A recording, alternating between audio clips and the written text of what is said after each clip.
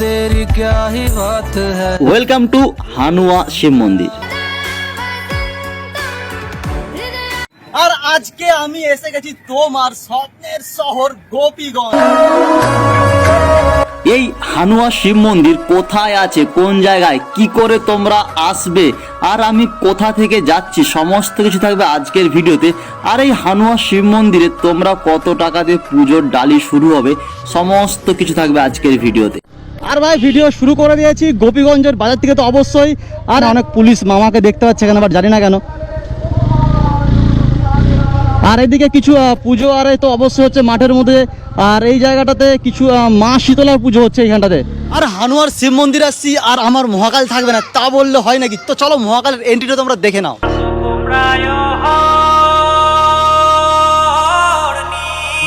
আর এখন এসে গেছি কৈজুড়িতে। আর হ্যাঁ ভাই, আমি পূর্ব মেদিনীপুর ছেলে, এখন চলে আসি পশ্চিম মেদিনীপুর।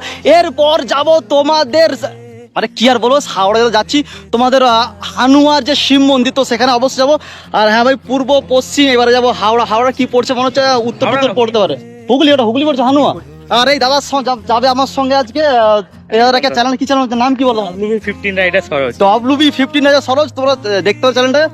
আর ভাই হ্যাঁ, রয়্যাল ক্লাসিক জানি নামটা আমি ভুলে যাই, ঠিক আছে? চল চল, বেশি কিছু কথা না বলে যাওয়া যাক। ভাই মহাকালকে ছিলতে ছিলতে একটা মাথায় এলো, ওই দিকটা হচ্ছে হাওড়া আর এই দিকটা হচ্ছে হুগলি, আর আমার পেছন দিকে তো ভাই মেদিনীপুর। के दो पंख लेके उड़ा चला जाए रे, जहाँ नहीं जाना था ये वहीं चला है रे। उम्र का ये ताना बाना समझ न पाए रे, जुबा पे जो मोह माया नमक लगाए रे, के देखे न भाले न जाने न दाए रे, दिसाहारा केमन बोका মনটায় রে। আর ভাই এখন এসে গেছি তোমাদের পানশিউলি বা মারোখানা বাজার বলতে পারো এটা। তো জীবনে প্রথমবার এলাম এই বাজারে। আর যেটা তো বললাম, তো হুগলি জেলায় তো পড়েই পড়ে এটা। সকাল থেকে মেঘের অবস্থা খুব খারাপ, এখন হালকা হালকা রোদ বেরোচ্ছে। আর এখন কিন্তু বিকেল 5টা 15 হয়ে গেছে। এই মন্দিরটা কোথায়? শিবের মন্দিরটা সামনে গিয়ে বাঁদিকে। হ্যাঁ, হানুয়ার শিব মন্দির বড়টা। তো ভাই ফাইনালি এসে গেছি হানুয়ার শিব মন্দির, মানে মহাদেবের মন্দির। জানি না, প্রথমবার আসছি এখানটাতে, এক্সপিরিয়েন্স কিরকম হবে নিজেও আমি জানি না। বাট হ্যাঁ, অনেক মানুষ কিন্তু এখানে ঘুরতে আসছে। ও ভাই বুঝতে পারছি এখানে কিন্তু পুজো টুজোর কিছু ব্যাপার আছে, জাস্ট সেই লাগছে। অনেক মানুষ তো আসছে এখানে। তো দেখো ফাইনালি মন্দিরে তো এসে গেছি। আর এখানে এসে দেখতে পাচ্ছি এখানে পুজো দেওয়ার যেমন ওই দক্ষিণেশ্বরের দিকে যেমন ব্যবস্থা থাকে পুজো দেওয়ার, যে কোনো মন্দিরের মধ্যে ডালির ব্যবস্থা তো এখানেও আছে এরকম। আর জিজ্ঞাসা করবো এখানে ডালির অ্যাকচুয়ালি রেট কীরকম কি। এখানে ডালির রেট অ্যাকচুয়ালি কীরকম কি? 50 টাকা একটাই ডালা, 50 টাকা একটাই ডালা 50 টাকা দাম। আর এখানে ক্যামেরার জন্য যদি কেউ দূর থেকে আসে, কোনো বারণ কিছু আসে নাকি? না না, কোনো কিছু কোনো বারণ নেই, তাই তো? তো চলো ভেতরে ঢুকি। আর অ্যাকচুয়ালি প্রতিমা পুষ্প ভান্ডার দেখতেছো এখানে আছে, এখানে তাছাড়া অনেকগুলো আরও আছে তাছাড়াও। আর বলছিলাম এই মন্দিরের অ্যাকচুয়ালি মেন নাম কি? হানুয়া শিব দুর্গা মন্দির।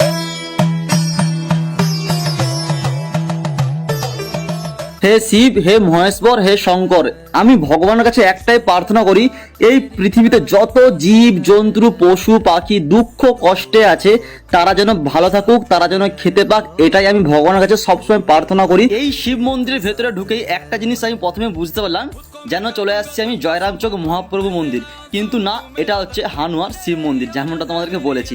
আর হ্যাঁ, এই মন্দিরটাতে সত্যি কথা বলতে যে ডিজাইন, যে রূপচর্চা বা কার্যকলাপ যেটা করা হয়েছে এই মন্দিরটার, দক্ষিণ ভারতে যে সমস্ত মন্দির আছে ঠিক সেই রকম করেই তৈরি করা হয়েছে।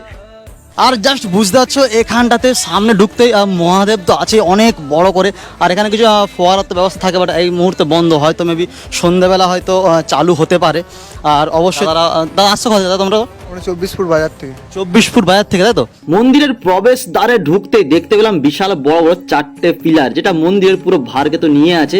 আর তার সঙ্গে পুরো দেওয়ালের চারিদিকে সমুদ্র মন্থন থেকে শুরু করে ভগবানের এক একটা যুগের এক একটা লীলা কীর্তনকে এখানে তুলে ধরা হয়েছে। যদি ভুল বলে থাকি তাহলে তোমরা ক্ষমা করে দিও। আর সামনে আছে বিশাল বড় পেতলের একটা দানপত্র, আর এই নন্দী মহারাজ তার মহাদেবের দিকে এক দৃষ্টি তাকিয়ে বসে আছে। আর শুধু তাই নয়, মন্দিরের মেন যে গর্ভগৃহ এতটা বড়, যদি তোমরা না যাও ওখানে জাস্ট তোমরা বুঝতে পারবে না।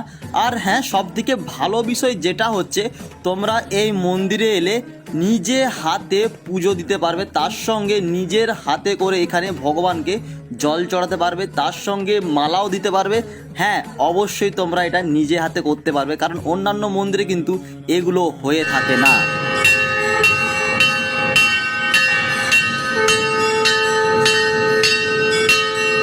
ভেতরে ঢুকে একটা জিনিস আমি দেখতে পেলাম, এখানে কিন্তু প্রত্যেকটা কিন্তু প্রতিমা কালো পাথরের তৈরি, বাট কী জন্য সেটা আমি জানি না। তো এখানকার যে পুরোহিত মশাই জিজ্ঞাসা করে নেবো। এক নম্বর হচ্ছে উত্তর ভারতের মডেলে এইটা, এখানকার তো নয়। আর দ্বিতীয়ত হচ্ছে যে কোষ্ঠী পাথর, প্রত্যেকটা ঠাকুরেরই কোষ্ঠী পাথর দিয়ে তৈরি। তো কি ভাবছো তোমরা? আসছো তো এই হানুয়ার শিব মন্দিরে। আর একটা কথা বললে কি, এখানে নিজের নাম গোত্র নিয়েও পুজো দেওয়া হয়। যারা ঘাটাল, কলাঘাট বা যোধখানেশ্বরম এই সাইড দিয়ে আসতে চাও, তারা কিন্তু অবশ্যই গোপীগঞ্জ যে রাস্তা, গোপীগঞ্জ যে কৈজুড়ি রাস্তা, যে নদী পার করবে, ঠিক হাওড়া, হুগলি আর মেদিনীপুর মানে পশ্চিম মেদিনীপুর ঠিক বর্ডারেই পড়বে। আর নিজের গার্লফ্রেন্ড, বয়ফ্রেন্ড, নিজের পরিজন মানুষের সঙ্গে অবশ্যই তোমরা একবার হলেও এই ভোলে বাবার কাছে দর্শন করতে আসতেই পারো। কি তোমরা আসছো তো? ছোট্ট একটা রাইড করে চলে এসো, দারুণ কাটবে দিনটা। তো ওকে, চলো টাটা, বাই বাই। ভিডিওটা কেমন হয়েছে অবশ্যই জানিও। আর যারা হুগলি থেকে দেখছো, অবশ্যই তোমাদের প্রথমবার তোমাদের এই হুগলিতে এলাম। আর অবশ্যই হানুয়া মন্দির যারা একটু দূরে আছো অবশ্যই তোমরা আসো। আর যারা ঘাটাল থেকে দেখছো, প্লিজ তোমরা আসো, একটা ছোট্ট রাইড করে তোমরা এখানে আসতেই পারো। আর হ্যাঁ, তো হুগলি থেকেও অনেক মানুষ ভালোবাসা দেয়। আর হুগলিতে যে সমস্ত ভাই বা বোন বা দিদি ভাই আমি বলছি ভিডিওর মধ্যে, ম্যাডামরা ঠিক আছে, যে সমস্ত ম্যাডামরা ভিডিও দেখো তারা অবশ্যই সাপোর্ট করো, পাশে থেকো। আর কেমন হয়েছে অবশ্যই জানিও। তো চলো টাটা, বাই বাই, পরের ভিডিও তাহলে দেখা হচ্ছে। जिंदगी में दो बातें सीख लीजिए, पहला चुप रहना और दूसरा माफ करना, क्योंकि चुप रहने से बड़ा कोई जवाब नहीं होता और माफ कर देने से बड़ी कोई सजा नहीं होती।